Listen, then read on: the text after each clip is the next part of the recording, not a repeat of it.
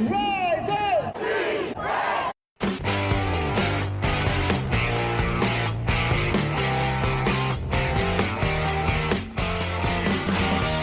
This is the Rise Up See Red podcast, all about the Arizona Cardinals and the NFL, featuring insider and outsider perspectives. Enjoy the best hour of Cardinals talk on the web. Now here are your hosts, Jess Root and Seth Cox.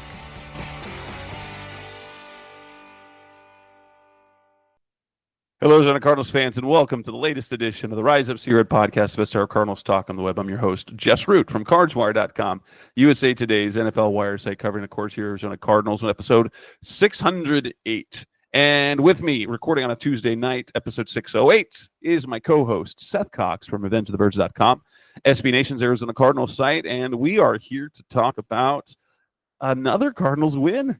2 in a row, 3 out of 4. Game winners by Chad Ryland. What a game. And here's the thing, Seth, wasn't it fun? Nobody cared about the Cardinals in this game. Literally nobody. It was all about Tua. Tua came back. He played well. The offense looked good for Miami. And Kyler Murray and the Cardinals stole the show. What a fun weekend for me. Yeah, and that makes it fun, right? Like to see this group come out and really play above what the expectation level is. You know, you and I both had them losing this game. We didn't think that the Dolphins would be as sharp as they were. But outside of that, like, you know, there wasn't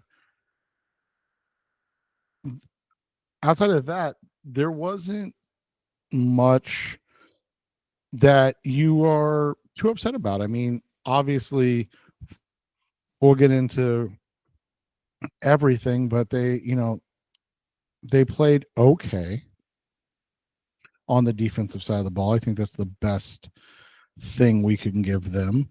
And then offensively, it's kind of been what we've been waiting for, right? Like a 300-yard passing game. Gasp, right? Like, yeah. Let's start with the offense. And we have to start with the passing game because 307 yards for Kyler Murray, 2 touchdowns, no interceptions. Crazy thing. Okay. That was Kyler's first 300-yard game since week 8 of 2021 or 22. Yeah, 22. And not only that, it was also the first 300-yard passing game for this coaching staff. Like, regardless of quarterback, or like they hadn't had a game where they reached 300 passing yards in a game, and that is something like that. We know the quarterback play last year, but time and time again, what have we been saying about Drew Petzing? Drew Petzing is all about the run game.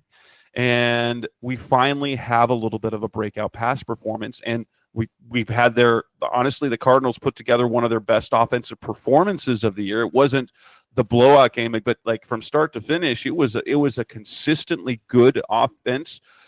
And it was without a run game for most of the game. It was Kyler Murray picking that. The pass game looked like what we've been waiting for.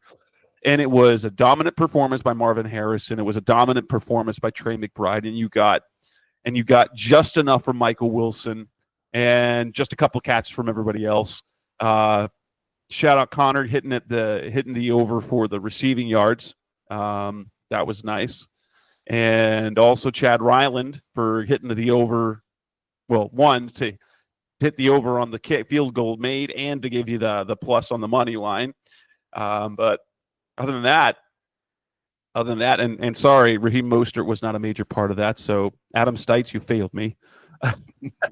Right. My goodness, the offense was good. But by the way, if they did take the Raheem Mostert 2 touchdowns that we talked about, that yes. was a big one. Oh, yes. So he made up for the no yards for the 2 touchdowns. If you took that. So, yeah, like what's interesting is that the Cardinals were able to move the ball with the pass game. It was the sharpest we've seen Kyler look in the pass game. Coming just a few days after, I mean, it's not like the Cardinals responded to Kurt Warner's film breakdown. But what Kurt showed in his film study is that there was potential, that were plays that they weren't making, and the timing was better. The decision making by Kyler was better, and like if there's one thing you could little nitpick, the fantastic touchdown to Marvin Harrison, Kyler could have made it a little bit easier. Like he should have thrown the ball probably a half second earlier, based on what you can see on the all 22. But the throw that it made and it was great because Harrison was great from start to, like, he was productive from start to finish. Like, it was a little slow in the beginning of the game, but he had production across the game. It wasn't like the Rams game where he had 4 catches for 130 yards and 2 touchdowns in a quarter and did nothing else. 6 catches for 111 and a touchdown, and he had catches in the second half. I believe he had 78 of his receiving yards, 4 catches and 78 of his receiving yards after halftime. Trey McBride, and I don't know if that was a concerted effort by everyone, but the whole National Tight Ends Day, and to have all the tight ends produced in the NFL, that was pretty weird to me. It was almost like it was choreographed, right? But it was, I thought overall the offense has, struggled at times. The run game was mostly bottled up. I mean, I know they put up 80 some odd yards rushing. It wasn't terrible, and Trey Benson got 1 carry for 10 yards. Woo, go Trey. But outside of that, it was 82 yards rushing, but 307 yards passing.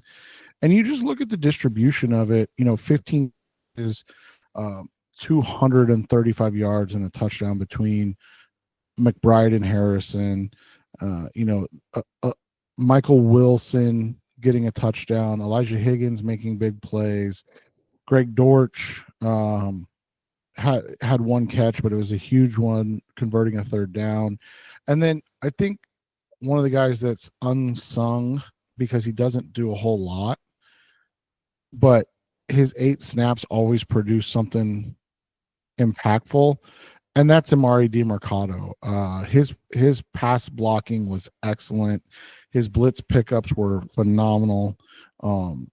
He's just, there's a reason why he's on this team, and people can get mad that it's, not Michael Carter or something like that, but like Amari DiMercato does his job for 8 snaps a game. And if that's all they need him, whether we agree or disagree, he does a hell of a job with it, right? He does. He really does.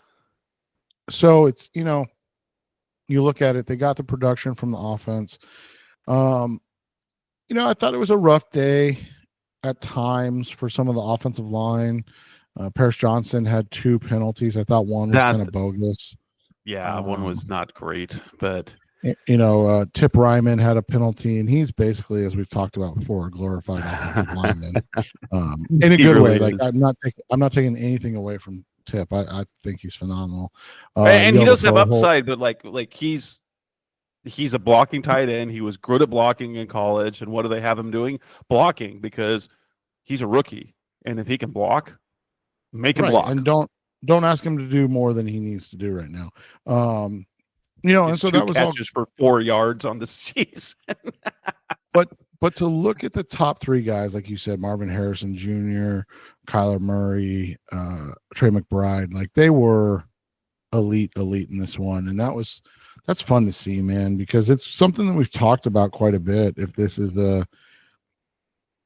something that they can get consistently from these guys, and we don't expect 300 yards and 100 plus for each of them. Those would be otherworldly stats, right? But if you can consistently be around 250 yards and 70 to, call it 75 yards passing, and I know 150 yards to 2 guys is an astronomical number overall. But that's what they need. They need that in the passing game. Yeah, that's what they need from these 2 guys, because those are the playmakers. And so, it's nice to see Marvin's numbers jump up after a 2-game lull, and it's still not earth shattering, but he's right around now 900 yards, on pace for 900 yards and 10 touchdowns. Much better. I don't think anybody would have better. I don't think anybody would really have a problem with that. Larry Fitzgerald did not make 1,000 yards his first season, and he was a number 3 pick. But granted, they had Anquan Boldin. Well, and people just come in. Anquan Boldin, yeah. But and Boldin then you look at Trey. I think the biggest thing, right? And I think with Trey, the biggest thing lacking is obviously the touchdowns. But if they can continue to, his last 4 games, he has been elite, and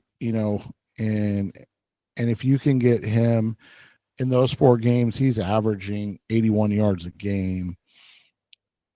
Again, those are astronomical numbers, and if he averages those, over the final 9 games of the season, we're talking about almost a season's worth of numbers. 729 yards that would be crazy big. But he needs to put up. I mean, obviously, you're never going to complain, but he needs to put up a couple. You would probably like to see him finish with 3 to 5 touchdowns, right? Like, ideally in this scenario, going 0 is not ideal. But the fact that Michael Wilson is producing touchdowns, and Elijah Higgins has 2 touchdowns. That's just it's the fluke nature of things because. Yeah, and it's just it's one of those situations where you look at Wilson, and he is the third option. Like, he's the true third option. And so, like, his touchdowns come on broken plays when people are like, all right, we got to cover Marvin. We got to cover Trey. We got to make sure Kyler doesn't scramble. And then he's standing in the back of the end zone wide open, right? Like, that's kind of his thing. And again, that's not taking anything away from him. But if you get 600 yards and 6 touchdowns from your number 3 receiving threat, obviously Harrison and McBride 1A and 1B, and then your number 3 guy is 606. That's a good offense, and I think that's something that you can continue to build on. And if you look at the one thing that we probably, like, if the offense were really humming, we would have gotten more from James Conner. I think that, like, we found a balance. When Connor goes off, when Connor's like 100, when he's like 120 yards rushing, the Cardinals can win. But what we've seen before is that when he was having a tough game, they couldn't, because there was nothing in the pass game. And so, like, you need the trio. You need Kyler to have a good game. Basically, you need the Cardinals' big 3 skill players to have productive games. And in this case, it was McBride and Harrison having elite games, and then Connor coming in clutch at the end. And we see that fourth quarter Connor is really, really good. But if you like, so what we got out of those 3 players, you had 235, 288 at 304, 304 yards of offense from those 3 players. I think if you can consistently get 250 yards out of those 3 players, the Cardinals will be winning a lot of those games. At least offensively, they will not have any problems. If you can get their big 3 to be at about 250 yards, I think that's kind of the benchmark that you want to see, because they're going to need those 3 players to produce, and then other guys to be complementary pieces, just the supporting cast. And honestly, I think when the dust has settled after a season and a half of Michael Wilson, I think this is what he should be. They love him. Kyler loves him. The coaching staff loves him. It's because he has the talent to be a good receiver, but the humility to not have to produce it. He doesn't have to have big numbers, and he can block in the run game. And so he is a perfect complementary number 3 piece when you've got elite pass catchers in Marv and Trey. And then you've got the great running back in Connor. But yeah, I guess if we want to kind of start tracking the offensive performance of these guys, maybe we want to go back over the season to see that benchmark. If you can hit about 250 plus yards with those 3 guys, I think that's kind of where you want analytically to kind of those markers for the offense to be good. But yeah, and they were good on third down, so they entered that game. I think what was it, about 18 to 21st in third down offense. They are now, after that 7 for 13, which is a very good number. I mean, it pales, and when we talk about the defense, they could not get the Miami Dolphins off the field on third down. They were 7 and 13 on third down, and now they're back in the top 10. They are number 8 in third down offense for the Cardinals this year after basically one pretty good game. And so, like, it was across the board, and you looked, we didn't even talk about the fact that, well, one, they didn't turn the ball over. They did get lucky on one, and 2, no sacks. That's the third straight game they haven't given up any sacks. But you and I know that doesn't mean this offensive line is elite. It means this offensive line is doing okay, and Kyler's doing his thing. Yeah, and the reality is becoming that Kyler does such a nice job of getting out of sack scenarios that it is putting less pressure on the O-line. And then the thing that's been the maturity or the growth for Kyler this year has been his work from the pocket becoming, let's say, very good, because we don't want to go overboard, but it's become very good. It's been really good to see him. And you can tell the comfort level he's having in the offense. His anticipation's getting better. Their offensive drives, like, they only punted once in the second half. And here's the thing, is that their offense over their last 3 drives went 75 yards, 70 yards, and 73 yards. In their final 3 drives, not only did they perform, but they were clutch. They got better, which is something we hadn't seen from them we hadn't seen, like, at a consistent start to finish type game. Either they start strong and then kind of come along late. Kyler this year, and since he came back, Kyler people are sleeping on just how clutch Kyler Murray is as a quarterback, because all 3 of the 4 Cardinals wins this year have been comeback wins. So Kyler this year, he leads the NFL with 3 fourth quarter comebacks and 3 game-winning drives. Guess what? And he was in position for a 4th. And if we go back to week 1, had the officiating not been awful, we might be talking about a 4th one. So he's in 16 games since he came back from his ACL. He has led 5 fourth quarter comebacks and 5 end of game-winning drives. And he had, in his 4 seasons before that, he had 6 fourth quarter comebacks in 4 seasons, and then 1, 2, 3, 4, 8 fourth quarter and 4th game and 8 game-winning drives in 4 years. And he's at 5 and 5 for basically a full season that he's been playing in this offense with this coaching staff. That's impressive. And there are some inconsistencies in the offense and the play, but if they're in the game late, Kyler's a guy you can count on. Yeah, and that's been what we've been waiting for. And then obviously for him to make elite plays, but, like, to see him begin this and become a guy that is playing at a high level, it is a lot of fun, because it's just not something that we've seen consistently. And so have a guy that's really playing into, or I guess out of the what's the word I'm looking for? Of the group think of what he is as a player, right?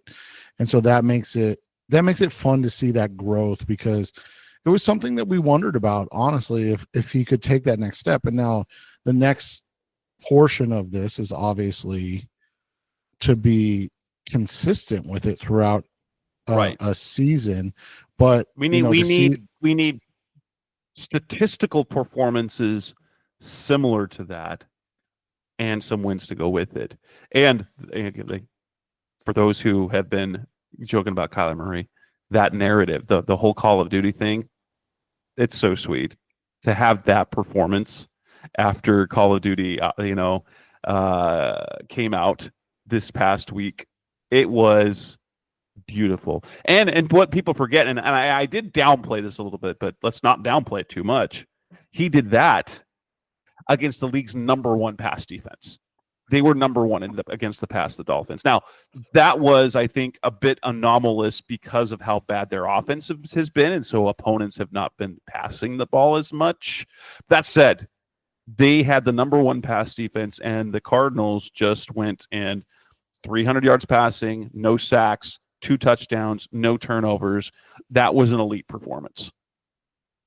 Yeah, and it was fun to watch because it was such, I don't want to say easy, but like it didn't ever look like it was a problem, right? Like it seemed like throughout the entirety of it, they were in control of their offensive performance. Now, obviously, the defense is another conversation, but of the offensive performance, and they were able to really control the clock, and especially that final drive, right? Like you kept waiting, didn't you? Like you kept waiting to see, like, okay, where are they going to blow this? And instead, it was just a consistent, hard-nosed game that created, and they overcame a holding penalty on top of that. Right, exactly. So, I mean, it was a lot of fun to watch, and something that we just haven't seen consistently. Right, and it was capped. I think kind of the play of the game. The play of the game, that drive was Connor's 17-yard run, because that put them in field goal position. That was what hyped up that offense, and that came basically after I think it was a 17-yard run that got wiped out because of Paris Johnson getting called for a hold. Let me see, what was that play? So it was a 13-yard gain. So it was a play that would have gotten them to midfield. He had a 13-yard run that got wiped out because of Johnson's hold. And then they got then after that, you got the 5-yard catch by Wilson. You get Harrison to midfield for the 18-yard game, and it was after that. So it was those consecutive plays, Harrison to midfield to pick up the first down, and then Connor rips off the 17-yard run, and after that you're like, okay, they got it, and that was it. And what can we say about Chad Ryland, since that counts as offensive special teams? But remember the other times, like Matt Prater got hurt, and we're like, oh boy. I wouldn't be surprised. At this point if quietly Matt Prater's knee injury, which was supposed to be short term, keeps him out for the rest of the year, or at least until Ryland cools off. Because I think did we just find the Cardinals' next kicker? Yeah, right. And wouldn't that be ideal too, in a season where it looked like they were in trouble and they find a guy in Ryland? And that's the thing, is a lot of these guys, we've seen it, right? That they just need a shot to settle down after. How long did it take for Cameron Dicker to get an actual job? And he was nails. But like, in fairness, Ryland was bad last year, but now since the end of last season, he has 4 game-winning kicks. He's as clutch as Matt Prater is.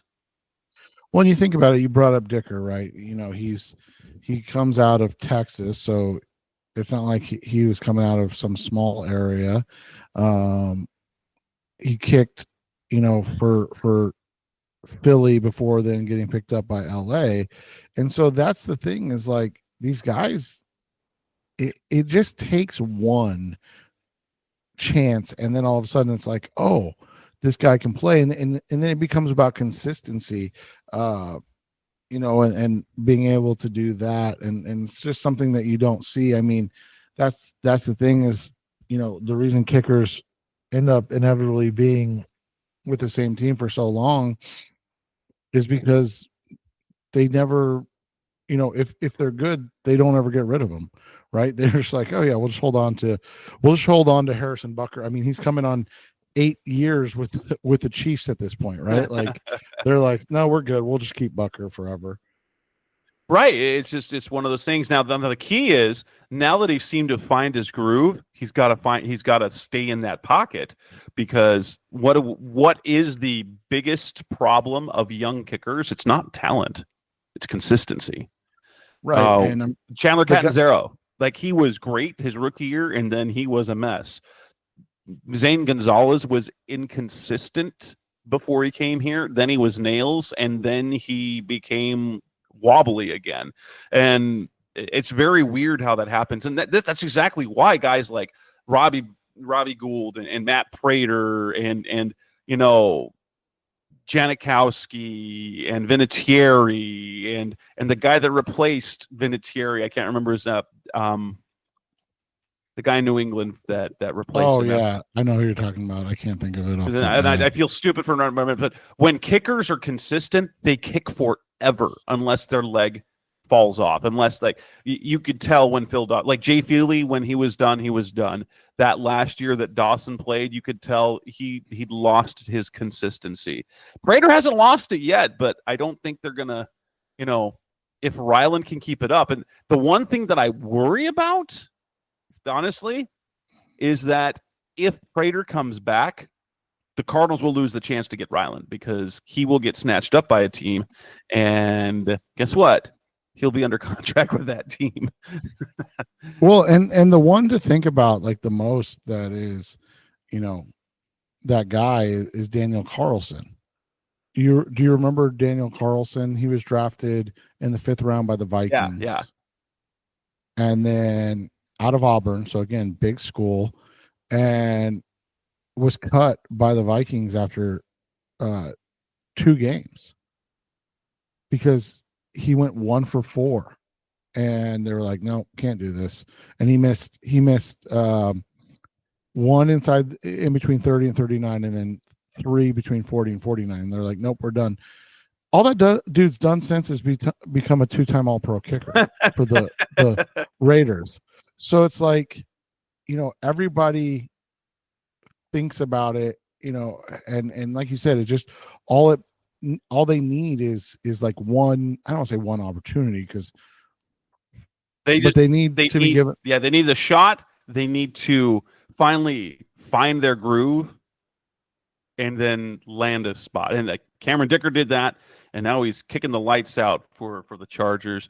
Kicking, like, right now, it's really hard because, like, as a football fan, and if you're watching close games, you sort of hate as when your opponent is driving, you're like, crap, we're going to lose this game, because kickers don't miss. Right. It feels like they just don't miss. And that's the nice thing when you have one that makes it. And his numbers were interesting, right? He was obviously bad, like you said, 16 of 25, but it was his inconsistency in the 40 to 49 yard range. He was 5 of 10. And that's really bad. And then, this year he's 8 of 9.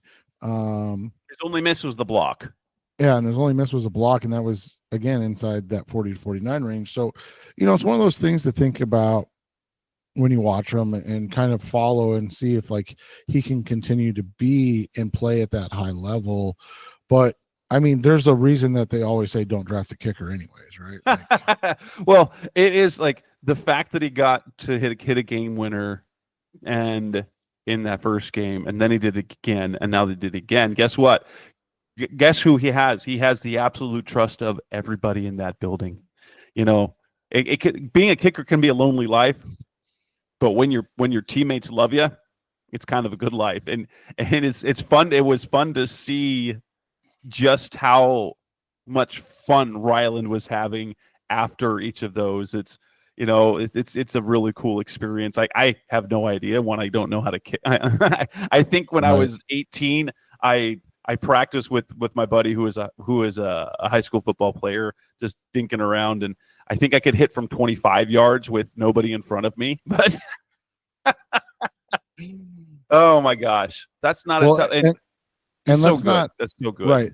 And let's also not overlook the fact that it's really hard to be an all-pro kicker or like a Pro Bowl kicker because the same guys make it every year, right? Like I mentioned Daniel Carlson. I don't know if anybody's going to unseat Brandon Aubrey for the next like decade. That dude is legitimately insane at this point. Like you're just kind of like, what is happening? And so like you mentioned, you mentioned Vinatieri, you mentioned, Janikowski, you mentioned all those guys, right? That like for years and years and years were the all pro guys. And so that's how it goes and they stick around. But if you have a good kicker for a long time, nobody really cares. Yeah, it's amazing. Coming up next on our NFC Red podcast, the best our Cardinals talk on the web. Let's move to the defensive side of the ball. Not nearly as positive as the offensive side of the ball, but not terrible. That's coming up next on Rise Up See Red. We're back on the Rise Up See Red podcast, the best our Cardinals talk on the web. Defensively, it was honestly, it was shaky. But isn't this more or less the sort of defensive play we expected to see the Cardinals have this year? That they would do maybe just enough, and then the offense would have the opportunity. And importantly as well, they're doing this with no pass rush. They're doing it with no defensive linemen. They keep getting hurt. I don't know what it is that's in the water here, but defensive linemen keep going down. I text you guys, and I was genuinely curious, and I don't ever want to put it on anybody because I don't mean it, but doesn't it feel like there's got to be a problem either with technique or with strength and conditioning? You think, but like there are like I know the big guys. It's hard. Like you see injuries across the 49ers lost Javon Hargrave. The Christian Wilkins is hurt, and like the guys that size. And the hard part is what was kind of the big selling point about getting Justin Jones and Bilal Nichols? They hadn't missed a game in like 3 years. Their availability, right? Yeah, they've been available. They're healthy. Well, the same thing with Jordan Phillips when they signed him is that he would never hurt, and now then Jordan Phillips, all he does is get hurt. Justin Jones is out, and knock on wood, the guy that's been consistently healthy this year is the guy that's had the injury bug his entire career, and that's LJ Collier. Unfortunately, LJ Collier has done diddly squish this year pretty much. Yeah, and it's it's been disappointing, but to see Dante Stills continue to improve and play at a high level is good. I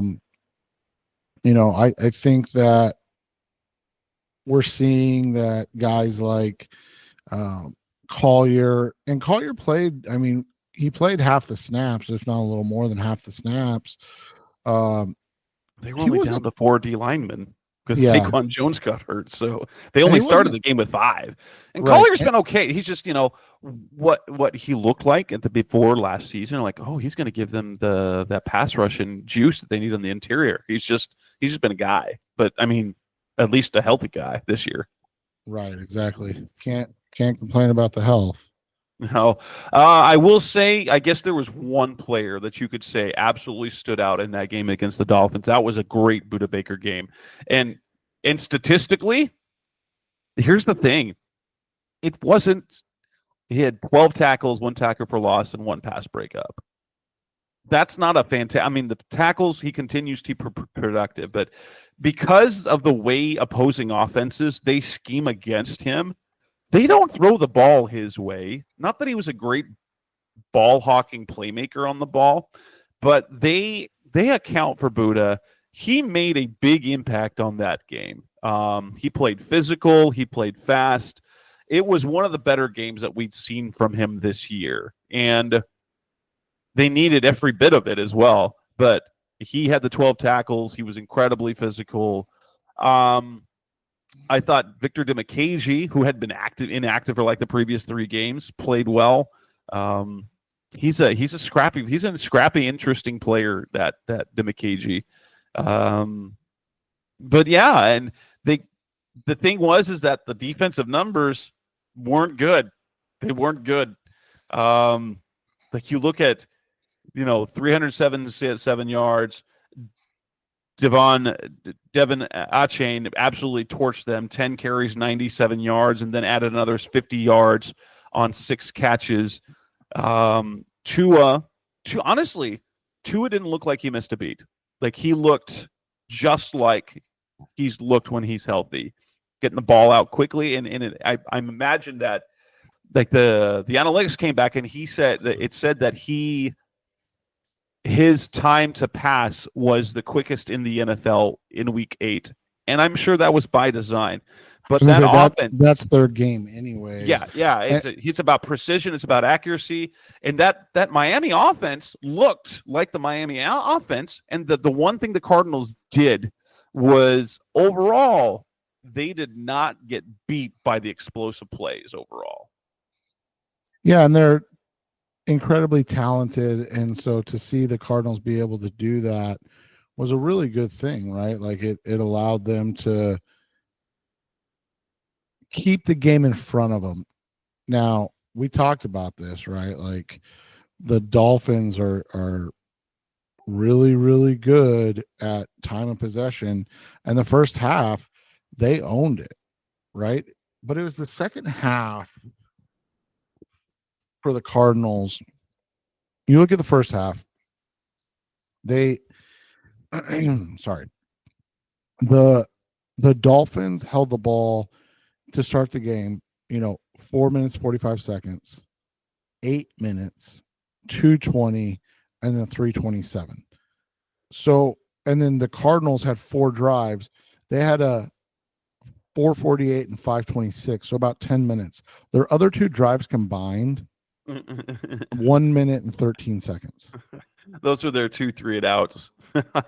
Well, in fairness, that the it was the end of the half. End of the half of the one, but yeah, I guess the one glaring thing was that the Cardinals were so bad on third down, 11 of 15. But they, like, you look at it, then they had the timely things because in the second half they came away fortunate because of the safety. But then they only forced 2 punts the entire game, and they got one in the fourth quarter when they needed it. And so that was the one drive. Like, their offense went toe-to-toe with Miami, and then defensively they got the stop that they needed. And which is, considering the talent of this defense, that's great, because how many times over the last couple of years have we seen the Cardinals start well and then the defense just absolutely fades? Right, exactly. And so to see them, like you said, come out, play at a higher level, be able to finish out a game, that was important to see. And it was a tough one in the sense of that they don't have a ton of positives on defense from like simple things outside of, I thought Owen Papo and Zane Collins, I thought the linebackers did a nice job in coverage. Garrett Williams continues to be an anomaly. Like he is bordering on fantastic. But, Starling Thomas and Max Melton both struggled, and that's not surprising, right? Like we talked about, that's an elite offense. So to see them even have a chance to play at all, and do a decent job with it, that's a positive thing, right? Yeah. So I think you can look at it from that perspective and really kind of focus on that as the good things. And but at the same time, there wasn't anything that was glaringly bad. I think we're learning a bit about Nick Rallis as a defensive coordinator. The fact that they tend not to give up monster games to receivers. They've avoided that pretty much all season. Because Tyreek Hill had 72 yards, 30 of them came on one catch. So take away like the one big play, 5 catches for 42 yards. Jalen Waddle had 4 for 45. One was 20 yards. They're doing a good job. The run game could have been better, but like Achane had 97 yards. 47 of those came on one play. And I think we're beginning to see philosophically, maybe it's because of personnel, is that Rallis is willing to give up bodies against the run to keep plays from going behind them. Achane did not face a single stacked box in the 10 carries he had. I know that might be a little misleading because it was only 10 carries. And we also know that Mike McDaniels is also of the sort that they will check out of runs because of numbers. That said, the fact that we've now had 2 games, one against Miami, one against San Francisco, where the lead running back did not face the stacked box once during the game. I think we see a philosophical thing about Nick Rallis is that they will go light in the box, and they're willing to give up a little bit of the run. And the more and more what we see with this defense is scheme and discipline dependent. And so schematically they have to be all right. They have to scheme things well for the opposing offense, and then they need guys that will absolutely stick to their roles. Otherwise, talent-wise, I mean, we're in the same boat. Like, these are unproven cornerbacks. They've got great safeties. They've got emerging cornerbacks. They have solid linebackers, but their front line, their front 4, their front 5 is underwhelming. And they need absolute discipline from all of those guys for anyone to do it well. Yeah, and that's the thing, is the reality is they lack talent, and it's hard to make up for not having talent, right? Like, you can't create talent in a vacuum. And so the reality that this team just lacks some talent isn't a surprise. We just didn't expect it to be this bad, right? Like, we didn't expect it to be a situation where there was no Darius Robinson, something we'll talk about shortly, right? Yeah. That Justin Jones and Bilal Nichols were both hurt. Like, we didn't expect all of that. So for all of that to happen, and then them still to be winning games when they're not going out and making moves, and not saying whether they should or shouldn't. I mean, you mentioned it, Jess. Listen to these names. I mean, LJ Collier led the defensive line in snaps. Kyrus Tonga was your second leading snapper. Dante Stills, Ben Stilley, Naquan Jones only played 15 because he got hurt too. Like, those were the 5 guys that played defensive line. That's crazy. Oh my gosh, it's wild. It is absolutely wild that they're in that same boat again with the defensive line, and thank goodness that they started with the Justin Jones and Bilal Nichols to be able to, because remember when last year started, right? It was LJ Collier and Carlos Watkins were your most talented guys.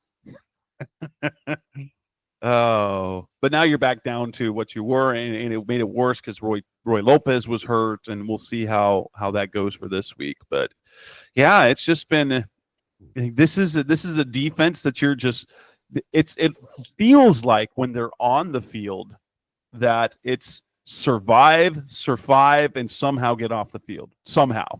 But survive. They're like, we're going to dominate. No, we're just don't screw it up. And then suddenly make one play late in the game so that you give your team the ball back. Yeah, and that's, I mean, I don't want to say that's been the thought process, right? But like they've done a nice job, and they're now in a situation where they're ready to compete. They're not ready to necessarily win consistently, but they're ready to compete. Yeah. Let's move on. Coming on next on the Rise of Spirit podcast, Mr. Cardinals Talk on the Web. Let's move on and talk about where the Cardinals are, which is kind of fun. That's coming on next on Rise of Red. We're back on the Rise of Spirit podcast, Mr. Cardinals Talk on the Web. The Cardinals are in first place. If the season ended today, they'd be the playoffs. They would be a division winner. They would have a first round home game. They are 4-4. As are the Seattle Seahawks, and as are the San Francisco 49ers. And the Rams are only half a game behind at 3-4. So this NFC West has been underwhelming and tight and competitive. But the Cardinals, because of their undefeated division record right now, are in first place in the division. Even as fluky as it is, because the 49ers aren't dominating and the Rams are weird. Seattle came down after their 3-0 start. They're now 1-4. Since then, even as fluky as this season has been in the NFC West, how crazy would someone have if someone had said the Cardinals are going to be in first place in the NFC West?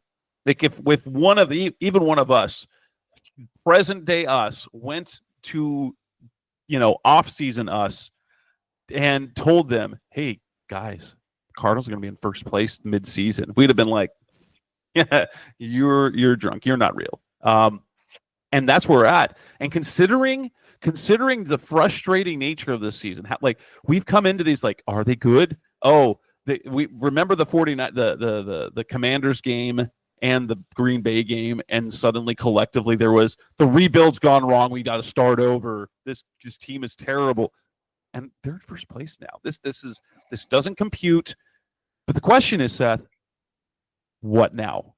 They're in first place right now. What now? What do they got to do? I don't know what the answer is. I mean, you've got question marks all over, right? Basically a play style that's not conducive to winning a division, let's be honest. But at the same time, you're starting to see sparks of what we've been wanting to see. We mentioned Kyler, we mentioned Marvin Harrison, Trey McBride. And now, with 9 games left, that's where you're kind of sitting, right? You're going, okay, how does this end? I think that's kind of what you look for right now. You're thinking to yourself, okay, where does this finish up, and how do you stay competitive? And right now, the reality is that this is a team that is inherently flawed, but has talent at the right positions on offense. Left tackle, wide receiver, tight end, running back, and then obviously a quarterback that seems to be stepping into his own, that allows them to stay in and win games. And then, like you said, it's got this kind of oddly plucky upstart defense, right? That really isn't very good, but finds a way to bend but don't break and make plays throughout games that, I don't know, would you say they even have any business making them? The way they were playing, or what they did against the Chargers, you're like, that didn't make any sense. And then we're like, well, all right. So they struggle with the explosive run game, and the Chargers don't have an explosive run game. So, okay. They survived Tyreek Hill and Jalen Waller and Tua Tagovailoa. And they're doing this with no pass rush. They're doing it without, and honestly, without turnovers. Sometimes it's just, I don't know. But what I do know about this team now is, as frustrating as the season been, they're now at least in the driver's seat, and the outlook looks good. You and I were talking before. You were telling me before the show. This is kind of where the ideal situation is. So we look at these next two games, the Bears and the Jets. Say they split. They're 5-5. They go into the bye. They've got Seattle, Minnesota, Seattle. They win one of those Seattle games. They're 6-7. They have the Patriots and the Panthers. No one has any business losing to the Patriots or the Panthers. Sorry, Jets, you guys are a mess. Nobody has any business losing to them. So they're 8-7. And you know what's wild? That's exactly where you and I had them at the end, like when we did it after the schedule release. And we were a little bit optimistic. We had them 8-7 going into the final two games of the season. That, they need to. I'm not saying they need to go on a run and run away with the division. I'm not saying that. And I think that's what the misconception is people are going, oh, they need to go all in. You don't know, and it's like, I agree, they definitely need a pass rusher, and this is something we can discuss as we go along, right? But they need a pass rusher, but like also they need to be careful with how they go about getting pass rusher, because even if you get a pass rusher, you're not competing with Detroit. You're not competing with the monsters in the AFC itself. So like you've got some work to do, and that's okay. I mean, I don't think there's anything wrong with that. It just means that you're a flawed team that's not quite ready for the big time. Yeah, right? And I think right now is they finally did something that we hadn't seen in 3 years, and that's win 2 games in a row. Okay, they won consecutive games. I think the rest of the way, the goal is don't have any clunkers. No clunkers allowed. So you can lose games. Okay, don't lose to the Patriots, don't lose to the Panthers. But outside of those 2 games, you're just like, don't have clunkers. Don't get blown out by anybody the rest of the way. Well, I think you and I would agree. The biggest thing coming off of this to us is we want to see them win 4 more games. And I know some people might say, oh, that's not that much. But the reality is if they win 4 games, that's 8 wins. That's doubling their win total. And yeah, it'd be ideal if they could win more than that. Don't get me wrong. But like, that would double their win total from last year. That would exceed their over 7.5 or 6.5, depending on where you got it. And you've got a chance to really, set yourself up, set this group up for the foreseeable future, which is what the goal in the end should be, right? Like, it's not about 1 year, and because they are a flawed team, we have to get over this, like, oh, they have to win it this year. No, they have to continue to build and then be ready to go to compete as a true contender next year, and then that will put them in that echelon of like being I don't want to say great team, because I hate that term, but being a very good team. So I guess the next step is, and that's what we're going to talk about later this week when they play the Bears, is how do they respond to their success? And I will say this. Now having 3 grind out wins, those are the type of wins that build a team. Like their blowout win against the Rams, okay? That's one thing. The Rams were a mess. And then they lose to the Lions. They They get that win in San Francisco. That was good, but then they got the doors blown off. But now they've rattled off 2 clutch type wins, game-winning field goal. Those are character, and those are like character defining, team defining type wins that maybe like it doesn't, propel them to, getting to the NFC Championship game. It's not something like what the Texans did last year. But how we talked about last year, it's kind of you're cashing in those chips you're cashing those checks that your coach is writing, and everything that Jonathan Gannon is preaching.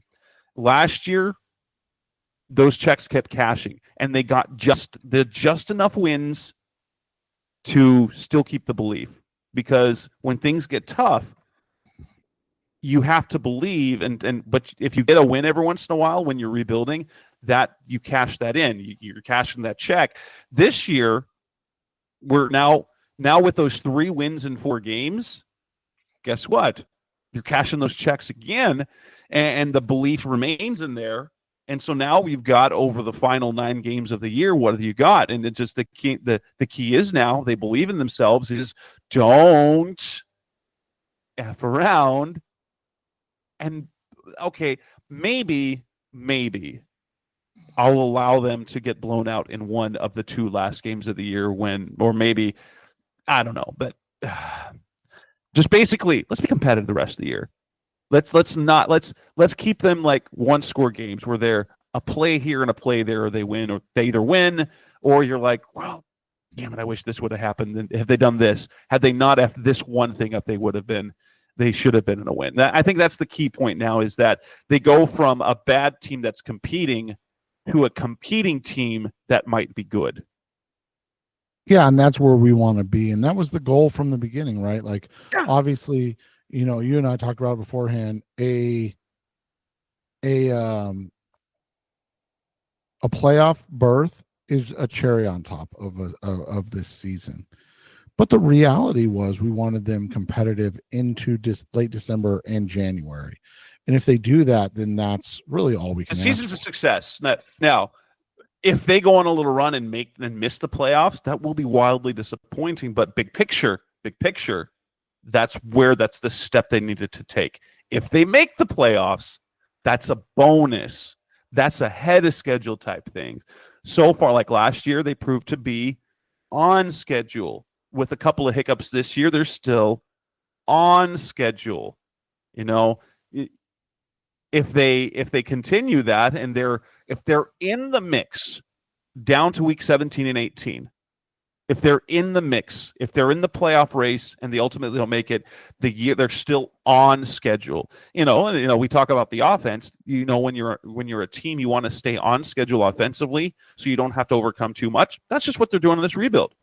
And it builds and it builds and it builds, and maybe it's a little painful for the fan to have to endure it, but as long as we avoid the floors and we see a touch of the ceiling every once in a while, that's what keeps us coming back and keeps us excited, right? Isn't it? Yeah, and that's the hope, right? Is that we see the future, and this weekend, you and I talked about it off there. We don't need 310 yards from Kyler and 110 yards from each of Trey and Marvin. But if the average is around 250 and 75 per game for the 3 of them respectively over the last 9 games, you go, okay, this is going in the right direction. And that includes, those 4 more wins. You're like, oh, they're right on pace for where they need to be. They've got the right guys in place. They're just missing a couple of things. And that is, it's okay. It really is, right? It is. And so what's next? We'll talk about the next couple of days. We've got 2 shows coming up the rest of the week. I will have Alyssa Barbieri, the Bears Wire managing editor, recording. So I'm recording this Tuesday night. I'm also recording with Alyssa early morning. This show will drop during Wednesday. You're hearing it. It's a Wednesday or later. The show with Alyssa will be Thursday. Seth and I will record sometime later this week, depending on what we got in prop bets. And so you've got 2 more shows to listen to before the Cardinals take on the Bears Sunday afternoon at State Farm Stadium. That's Seth Cox. I'm Jess Root. This is episode 608. Thanks for listening as always. We'll be back again soon. Thanks for listening to the latest edition of the Rise Up, See Red podcast. Listen to previous episodes and subscribe to the show on Apple Podcasts, Stitcher Radio, Audioboom, or many other podcast platforms so shows are delivered directly to your mobile device. Please give the show a 5-star rating and always support the sponsors who support the show. We'll be back soon for the best hour of Cardinals talk on the web. Rise up, Red Sea, be red, see red, and of course, Rise up, see red.